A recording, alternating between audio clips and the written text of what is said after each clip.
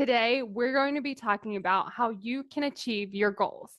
Now, I want you to think about all the things that your brain tells you when you start to think about achieving your goal. It's probably going to tell you that you can't do it, and there might be tons of other doubt that comes up. But here's the funny thing about the brain. I want you to think about something that you might want to do. Maybe you want to send out an email. Maybe you want to write a book. Maybe you want to create a video, whatever it is. And oftentimes our brain's going to tell us that it's not going to be good enough. It's not good, and we just shouldn't try. But here's the funny thing about that is we don't even have the thing for our brain to judge yet. So it would be one thing if we wrote the email and then we were looking at it, we're like, oh, this email isn't very good, versus I'm going to write an email and then already deciding that it's not good, even though we don't even have it yet. And this can also show up with your goals, where maybe you haven't even started trying to achieve your goal and your brain's already like, you're not going to be able to do it. Or maybe it hasn't even started that new process or that new way that you want to achieve your goal. It's already telling you it's not going to work, but it doesn't actually know. And pretty much everything I've tried to accomplish, my brain has started out by saying it's not going to happen.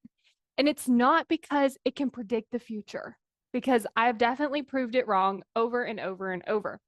And it's not because it actually thinks that you can achieve your goal. The reason your brain is telling you that is because it wants you to not go after it. And one of the ways that it's like, hey, let's not go after your goal is by telling you there's no point because it's not going to happen anyway. And so it's noticing that your brain's probably going to do that, but it's not because it's right. It's just trying to get you to not go after your goal.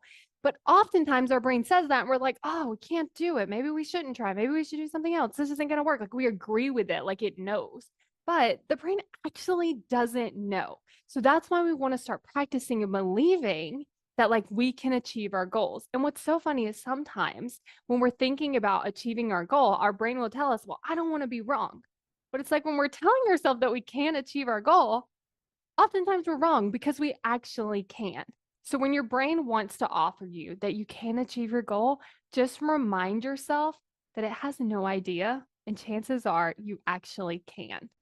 Do you want to spend less time and energy going after your goals? Then you're going to want to take the right actions. And the way that you take the right actions is by not letting your brain pull you around to all these other things just so it can avoid doing the thing that needs to be done.